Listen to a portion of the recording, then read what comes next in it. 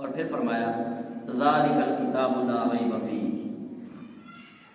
اچھا یہ دیکھیے کہ یہ مدینہ طیبہ میں صورت نازل کی گئی، حالانکہ قرآن پاک تو اس سے پہلے بھی نازل ہو رہا تھا مکہ مکرمہ میں۔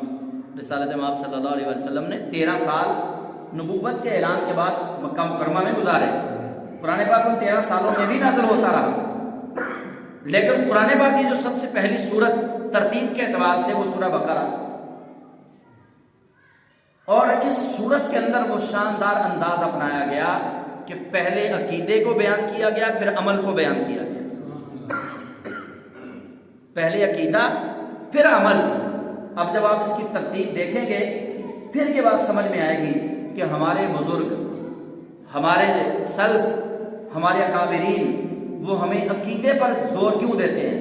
وہ کیوں کہتے ہیں کہ انسان کا عقیدہ ٹھیک ہونا چاہیے، اعمال میں کوتاہی ہوئی بھی تو اللہ کریم عفو درگزر فرمائے گا، لیکن اگر عقیدے میں خرابی ہوئی تو اللہ رب ذوالجلال معافی نہیں دے گا۔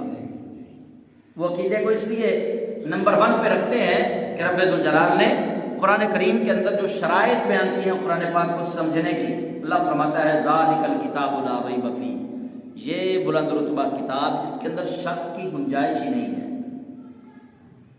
اچھا یہ آغاز میں ہی فرما دیے، پھر ایسی خوبصورت ترتیب میں نے آپ کو بتا دی ہوئی ہے کہ ترتیب توقیفی ہے، یہ جو اللہ کے حکم سے رسالت مآب صلی اللہ علیہ وسلم نے ترتیب لگائی، یہ ترتیب توقیفی ہے۔ اچھا قرآن پاک کے آغاز میں ہی فرما دیا ذالک الکتاب لا ریب فیہ، یہ وہ کتاب ہے جس کے اندر شک کی گنجائش بھی نہیں۔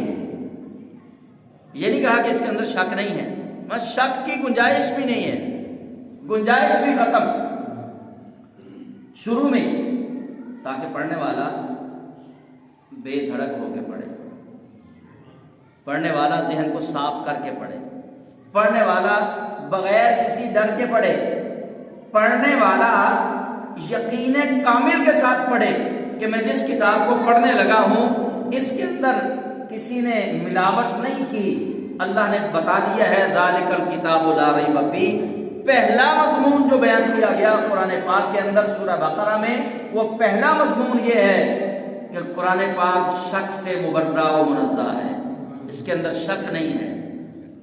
تو جب اللہ کہہ رہا ہے کہ شک نہیں ہے، اللہ کہہ رہا ہے کہ شک نہیں ہے، اس کے اندر شک کی گنجائش بھی نہیں ہے، پھر جو شک کرے، جو کہے کہ ابو بکر نے اس کے اندر کمی بیشی کی ہے، عمر نے کمی بیشی کی ہے، عثمان نے کمی بیشی کی ہے، تو پھر خود ہی سمجھ لیں وہ کیا بنے گا، ٹھیک ہے؟ تو اللہ کہہ رہا ہے ذالک الکتاب لا ریب فیہ، اس کے اندر شک کی گنجائش نہیں ہے۔ اچھا شک کی گنجائش نہیں ہے کیا؟ یہ ہدن للمتقین، یہ ہدایت ہے متقیوں کے لیے، ہدایت ہے متقیوں کے لیے، نازل سب کے لیے کی گئی، ہدایت متقیوں کے لیے۔ حالانکہ قرآن پاک کافروں نے سنا تو ہدایت پا گئے، ایسا ہی نہیں ہوا۔ حضرت عمر رضی اللہ تعالیٰ عنہ اسلام سے پہلے حالت کفر میں تھے نا، ہدایت تو ان کو ملی پھر قرآن کی وجہ سے۔ قرآن کہہ رہا ہے کہ ہدی للمتقین، قرآن ہدایت ہے متقیوں کے لیے، جن کے دل پاک ہیں، جو تقوی والے ہیں، جو ہمہ وقت اللہ سے ڈرتے ہیں، جن کے دل اور راتیں ایک جیسی گزرتی ہیں، جن کا ظاہر ان کے باطن کی طرح ہے اور ان کا باطن ان کے ظاہر کی طرح ہے، قرآن ہدایت ہے ان کے لیے۔ لیکن قرآن سے ہدایت تو کافروں نے بھی پائی۔ حضرت عمر نے سنا، حالت کفر سے حالت اسلام میں آ گئے، حضرت عثمان نے سنا، حالت کفر سے حالت اسلام میں آ گئے، بڑے بے شمار باقی بھی صحابہ ہیں، اور پھر اب تک ایسے لوگ ہیں جو قرآن کو سن کے کافروں والی حالت سے اسلام والی حالت میں آ رہے ہیں۔ لیکن اللہ کہہ رہا ہے ہدی للمتقین، قرآن ہدایت ہے متقیوں کے لیے، قرآن کے اندر ہدایت سب کے لیے موجود ہے، لیکن قرآن بتانا یہ چاہتا ہے کہ قرآن پاک سے ہدایت اخذ صرف متقی کر سکیں گے جو اللہ سے ڈرتے ہیں، متقیوں کے علاوہ اس سے اخذ کوئی نہیں ہدایت کر سکے گا۔ اس کی ہدایت والا راستہ جو ہے وہ متقیوں کو ملے گا، اور کوئی اس سے اخذ نہیں کر سکتا، پکڑ نہیں سکتا، ہدایت سب کے لیے ہے۔ اچھا یہ مثال بات ذرا مشکل ہے، میں اس کو آسان کرتا ہوں۔ بارش رحمت ہے یا نہیں ہے؟ اچھا آپ وہاں جو مسجد کا صحن ہے ہم نے پودے وہاں پہ اگائے ہوئے ہیں ان کو اکھاڑ دیں اور وہاں بھی ماربل لگا دیں اور بارش برسے، کیا پھر ماربل کے نیچے سے پودے نکلیں گے بھائی؟ کیونکہ زمین بنجر ہو چکی ہے، پتھر ہو چکی ہے۔ بارش سے رحمت کا فیض لینے کے لیے زمین کا زرخیز ہونا ضروری ہے۔ بارش برستی ہے، ابھی آج رات میں تھوڑی بوندا باندی ہوئی، اللہ کی رحمت ہوئی، تو وہ مسلسل برسی، پختہ جگہ پہ بھی، صحرا میں بھی، زرخیز جگہ پہ بھی، لیکن جو کلر والی زمینیں ہوتی ہیں نا، کلر والی، شور والی، ان کا کلر بارش کی وجہ سے اور بڑھ جاتا ہے، اور جو زرخیز زمینیں ہوتی ہیں ان کی زرخیزی میں اضافہ ہو جاتا ہے۔ بارش سب پہ برس رہی ہے، قرآن ہدایت سب کے لیے ہے، لیکن قرآن کی ہدایت پانے کے لیے دل کا زرخیز ہونا ضروری ہے۔ قرآن کی ہدایت پانے کے لیے دل کا زرخیز ہونا ضروری ہے۔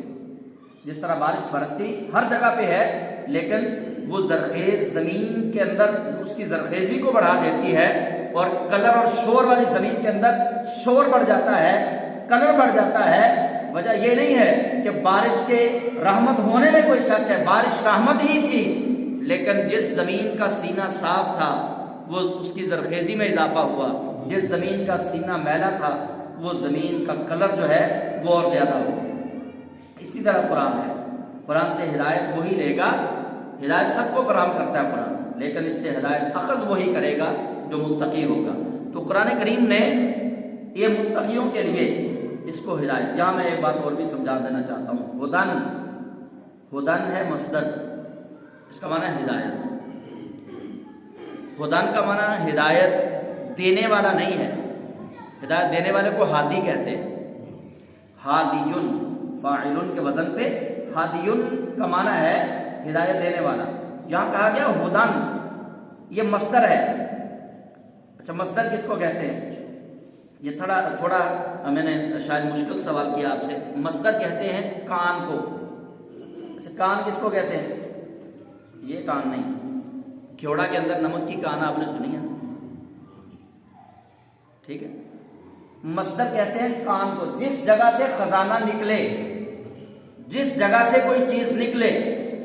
تو قرآن کو اللہ کریم کہہ رہا ہے ہدن، یہ ہدایت کا مرکز اور منبع ہے، قرآن ہدایت کا مصدر ہے، قرآن سے ہدایت کے چشمے پھوٹ رہے ہیں۔ اسی طرح اللہ کریم نے نبی پاک صلی اللہ علیہ وسلم کے لیے فرمایا وما ارسلناک الا رحمتن، قرآن ہدن ہے، حضور رحمتن، فرمایا آپ رحمت، حضور کو اللہ نے رحمت بنا دی ہے۔ رحمت کرنے والا کہتے ہیں راحم کو، سمجھ آگئی؟ راحم کا معنی ہے رحم کرنے والا، حضور کو بنا دیا اللہ نے رحمت۔ فرمایا اللہ نے اب جس پہ بھی رحمت کرنی ہے وہ مصطفیٰ جان رحمت کے وسیلے سے ہی کرنی ہے۔ اللہ نے اب جس کو بھی ہدایت دینی ہے وہ قرآن کے وسیلہ سے ہی عطا کرنی ہے، کیونکہ قرآن کو رب ذوالجلال نے ہدن بنا دیا ہے۔ قرآن ہدایت کا مرکز ہے، قرآن ہدایت کا مصدر ہے، قرآن ہدایت کی کان ہے۔